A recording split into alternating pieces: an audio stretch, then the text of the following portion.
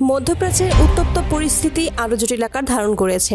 Iran ও ইসরায়েলের দীর্ঘদিনের টানাপোড়েনে এবার যেন নতুন মোড় নিয়েছে। ইরানের তৈরি নতুন প্রজন্ম যুদ্ধ ড্রোনের হামলায় ইসরায়েলে অন্তত 13 জন নিহত হয়েছে বলে তথ্য পাওয়া গেছে।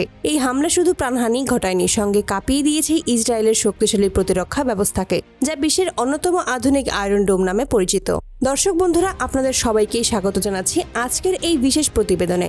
আজকে আমরা আলোচনা করব ইরানের সেই নতুন ড্রোন হামলা নিয়ে, যা ইসরায়েলের প্রতিরক্ষা ব্যবস্থা ভেদ করে সরাসরি আঘাত হেনেছে সামরিক ও বেসামরিক স্থাপনায়। ফিলিস্তিন ইসরায়েল সংঘাত শুরু হওয়ার পর থেকেই ইরান বহুবার পরোক্ষভাবে হামাস, হিজবুল্লাহ ও অন্যান্য গোষ্ঠীকে সহায়তা করেছে, কিন্তু এবার ঘটনাটি ছিল সরাসরি এবং অত্যন্ত লক্ষ্যভেদী। চলুন দেখে নেওয়া যাক কিভাবে এই হামলা ঘটল এবং কেন ইসরায়েল এবার এতটা আতঙ্কিত। সূত্র মতে, ইরানের তৈরি শাহেদ এক্স নামের নতুন ড্রোনটি হামলার মূল অস্ত্র হিসেবে ব্যবহার হয়। এই ড্রোনগুলো অন্তত নিম্ন উচ্চতায় উড়ে রাডারের চোখ এড়িয়ে চলতে পারে এবং জিপিএস ব্লকিং প্রযুক্তি সমৃদ্ধ। এর ফলে ইসরায়েলের আয়রন ডোম সিস্টেম এগুলোকে শনাক্তই করতে পারেনি, আর এটাই ছিল সবচেয়ে বড় ধাক্কা। সাধারণত ইসরায়েলের আকাশ প্রতিরক্ষা ব্যবস্থা ছোট বড় সব ধরনের রকেট বা ড্রোনকেই মাঝ আকাশেই ধ্বংস করে, কিন্তু এবার সেই সিস্টেম ব্যর্থ হয়। হামলার পর ইরানের সামরিক বাহিনী দাবি করেছেন এটি কেবল সতর্কবার্তা। এই নতুন ড্রোনের সবচেয়ে ভয়ঙ্কর দিক হলো এর স্বয়ংক্রিয় লক্ষ্যমাত্রা নির্ধারণ প্রযুক্তি। বস্তু বা মানুষের তাপমাত্রা শনাক্ত করে নিজেই আক্রমণ চালাতে পারে এটি। এছাড়াও এর মধ্যে রয়েছে উচ্চ বিস্ফোরণ ক্ষমতা সম্পন্ন ওয়ারহেড। সামরিক বিশ্লেষকরা বলেছেন মধ্যপ্রাচ্য ড্রোন যুদ্ধের নতুন যুগ শুরু হয়ে গেছে। হামলার পরপরই ইসরায়েলের উত্তরাঞ্চল জুড়ে সাইরেন বেজে ওঠে। বিস্ফোরণে বহু ভবন ক্ষতিগ্রস্ত হয়। নিহত 13 জনের মধ্যেই সামরিক ও সেনা সদস্য, 2 ধরনের মানুষই ছিল।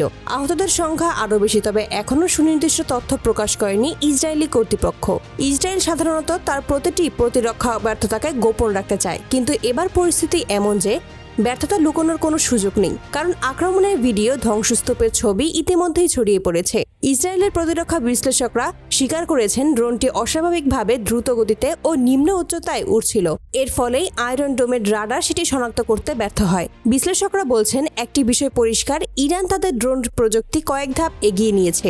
ইসরায়েল দীর্ঘদিন ধরে যে প্রতিরক্ষা ব্যবস্থার ওপর পুরোপুরি নির্ভর করেছে, এবার সেই ব্যবস্থাকে চ্যালেঞ্জ করা হয়েছে। প্রধানমন্ত্রী বেঞ্জামিন নেতানিয়াহু জরুরি বৈঠক ডেকেছেন। তিনি জানিয়েছেন ইসরায়েলের পরিস্থিতি মূল্যায়ন করতে এবং প্রয়োজন হলে কঠোর জবাব দেওয়া হবে। তবে হামলার পরপরই ইসরায়েল প্রতিশোধমূলক কোনো পদক্ষেপ নেয়নি। বিশেষজ্ঞদের মতে তারা বুঝে শুনে সিদ্ধান্ত নিতে চাইছে, কারণ ভুল পদক্ষেপ নিলেই পরিস্থিতি আরও ভয়াবহভাবে বিস্ফোরিত হতে পারে। ইরান দাবি করেছে এটি তাদের সামরিক সক্ষমতার একটি ছোট নমুনা, আর ইসরায়েল সেই দাবিকে অত্যন্ত গুরুত্বের সঙ্গে দেখেছে।